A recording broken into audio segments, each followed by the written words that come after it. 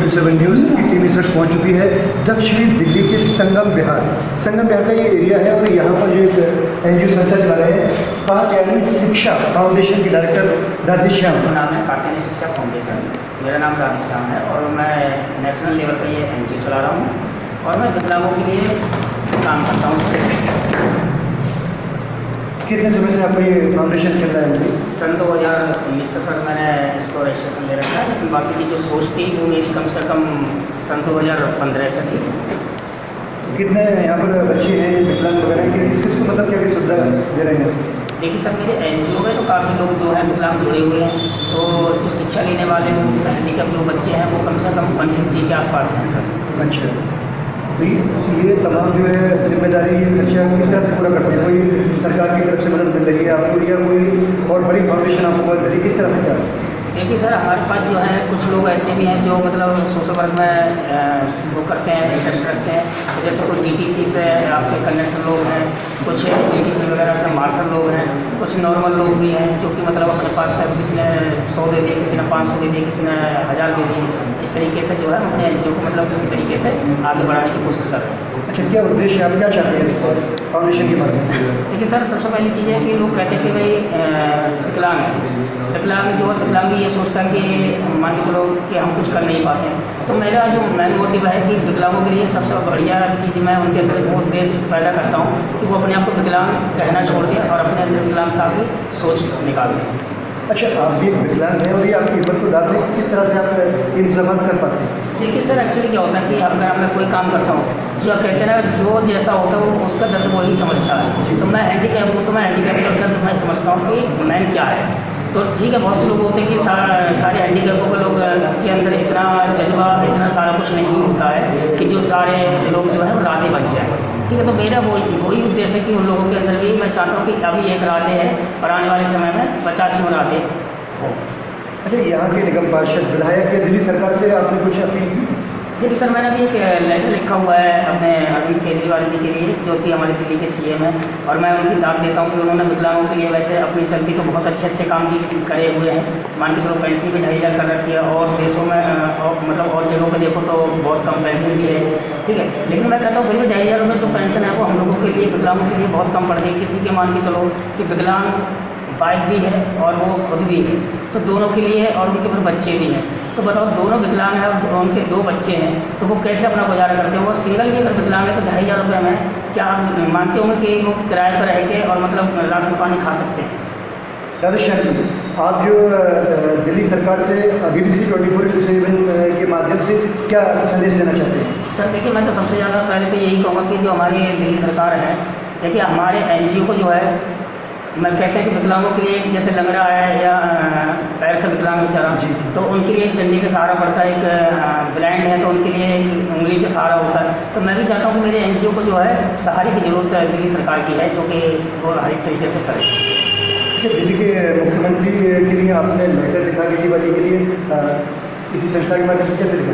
तो हाँ, तो मैंने संस्था के माध्यम से लिखा था। तो उसमें क्या लिखा था कि लेटर में मैंने देखा था कि एक बात बताइए सर कि आजकल क्या होता है कि विकलांग लोगों को पिछली बार 5-5 हज़ार रुपये केजरीवाल साहब ने डाले, लेकिन इस बार उन्होंने पता नहीं विकलांगों ने क्या गलती हुई विकलांगों से, या विकलांगों को बिल्कुल ही मतलब गिरा हुआ समझ लिया, जो कि मतलब विकलांगों को उन्होंने पैसे नहीं दिए मान के चलो। और मतलब ऑटो रिक्शे वाले जिनके पास 6 लाख की गाड़ी है और मान के चलो, तो उनके लिए 5-5 हज़ार रुपये उन्होंने डाले। लेबर कार्ड वालों को 5-5 हज़ार रुपये डाले मान के चलो। तो क्या ये मतलब गरीब थे? अगर गरीब विकलांग है तो गरीब विकलांगों को क्यों नहीं डाले? अच्छा, सीधा कहना है आपका कि जो ऑटो रिक्शे वाले थे जिनके पास 6 लाख का लगभग गाड़ी है जी, और जो लेबर मेहनत से कमा लेती है उसके लिए पैसा दिया गया है, लेबर कार्ड से बना हुआ है। विकलांगों को पिछली साल पैसा दिया गया था जी, पिछली बार दिया गया था, लेकिन इस बार क्यों नहीं दिया जा रहा है, ये शिकायत है जी। क्या विकलांगों से कोई गलती हुई है, ये बताइए। अच्छा, आप जो विकलांग हैं तो आप क्या आंखों से आपको दिखाई देता है कुछ? नहीं सर, मैं ब्लाइंड हूँ और 100% ब्लाइंड हूँ, और मैंने ये बीड़ा उठाया हुआ है कि कात्यायनी शिक्षा फाउंडेशन से के माध्यम से जो है मैं अच्छे बच्चों को आगे बढ़ाऊँ, जो कि मतलब आज जैसा मैं हूँ मतलब मेरे से भी बहुत अच्छे और बहुत ऊपर लेवल पर जाएँ। ठीक है, मेरी ये सोच है। राधेश्याम जी बड़ा अच्छा काम कर रहे हैं, लेकिन एक सवाल और पूछना चाहते हैं हम कि जो आपके अंदर क्या कला है वो सुना जा रहा है, आपके बारे में बताया जा रहा है? देखिए सर, मैं पहले वोकल टीचर था, मैं खुद सिंगिंग करता था। अच्छा, सिंगर हैं आप? जी सर, और मैंने स्कूलों में जॉब भी कर रखी है जी। तो वो जॉब मैंने छोड़ के और मैं विकलांग भाइयों के लिए जो है मैं आगे आया हूँ कि मतलब जॉब तो मैं करके अपना गुजारा कर सकता हूँ, लेकिन जो और विकलांग हैं उनके बारे में कोई सोचता ही नहीं, तो मैं उनके बारे में सोचने की मैंने कोशिश की है। अब बहुत अच्छी सोच है, लेकिन जब आपने कहा कि आप एक सिंगर भी रह चुके हैं तो हल्का सा कुछ गुनगुनाएंगे? देखिए सर, अब गुनगुनाना क्या है कि मैं तो ये कहता हूँ कि मेरे को ना सुन के मेरे बच्चों को अगर ऐसा कभी मौका आएगा तो मैं चाहता हूँ कि मैं अपने जो हमारी दिल्ली सरकार है मैं उनको अपने प्रोग्राम में ज़रूर इन्वाइट करूँगा और वो अवसर ज़रूर करूँगा। अच्छा अच्छा। BBC न्यूज़ से मैं video journalist Musarrat Qureshi, cameraman MD Mehtab के साथ एक और शख्सियत हमारे साथ मौजूद है। ये है प्राचीन शिव शक्ति ट्रस्ट के दिल्ली प्रदेश अध्यक्ष मनोज कुमार। मनोज कुमार जी से भी बात करते हैं। मनोज कुमार जी, BBC 24 आपका भी स्वागत है। हाँ, तो किस तरह से आप जो अपने स्कूल बनाते हैं एस पब्लिक स्कूल, इसमें किस तरह से कैसे करते हैं? ये स्कूल हम नर्सरी से लेकर बच्चे को 6th क्लास तक फ्री शिक्षा देते हैं। जो कि मान के चलो गरीब माँ बाप हैं, अपने बच्चों को प्राइवेट स्कूल में नहीं भेज सकते, उसको हमें फ्री शिक्षा देते हैं कि वो भी अच्छी शिक्षा ले सकें। अच्छा ठीक, जिस तरह से आप कितने बच्चे हैं लगभग आपके? मेरे पास 100 बच्चे आते हैं पढ़ने। 100 बच्चे आते हैं। तो अभी तो लॉकडाउन के वजह से बच्चे नहीं आ पा रहे? हाँ, नहीं आ पा रहे।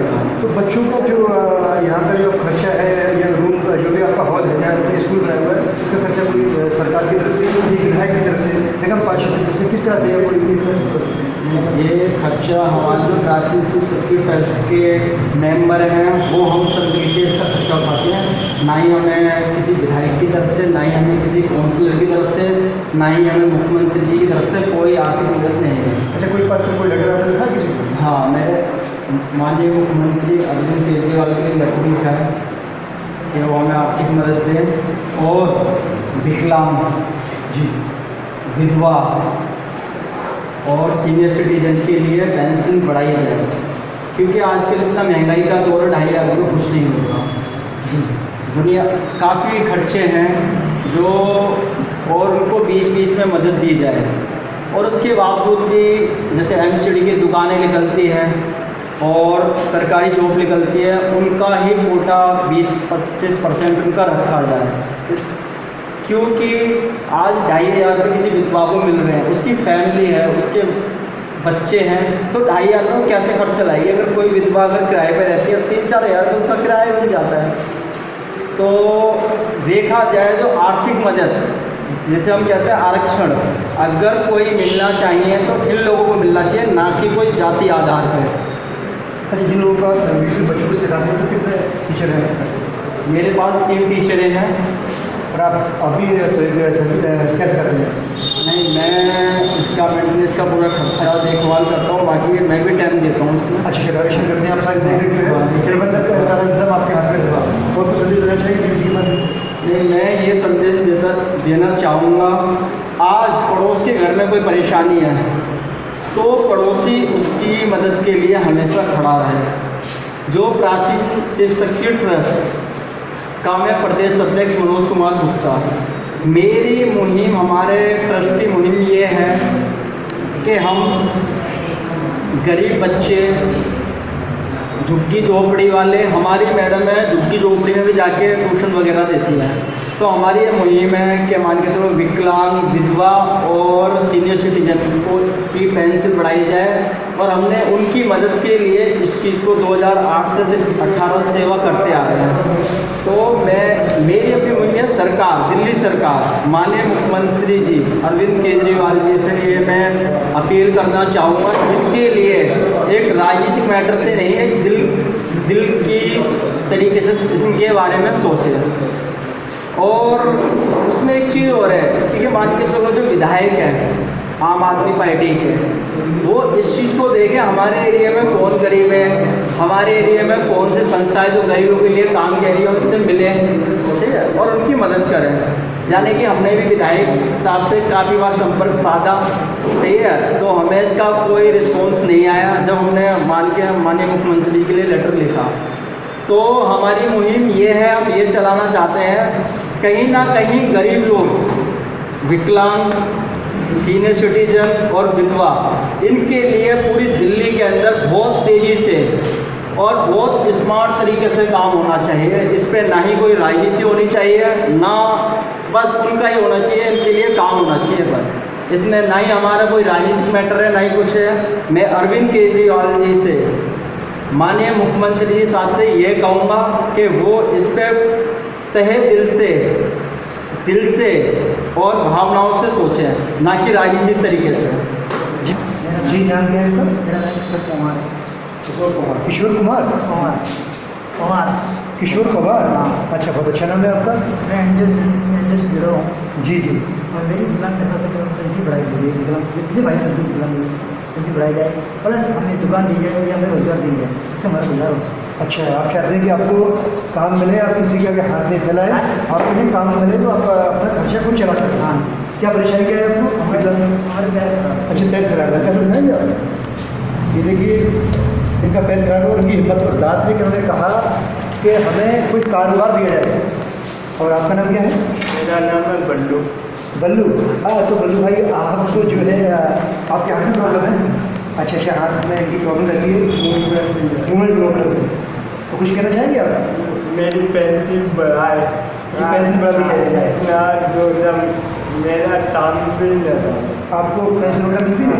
मिलती है, सब मिलती है, 2,500 रुपये आती है, 3 बच्चे हैं, आप शादी चुनाओ। शादी के बच्चे भी हैं आपके? देखिए, इसका मतलब कहना है कि हकीकत में ये परेशान है और विकलांग है, तो 2,500 रुपये में बच्चों का परिवार का चलना मुश्किल है। या तो उनकी पेंशन बढ़ा दी जाए जो उनको मिलता है, जब उनके लिए कारोबार दिया जाए।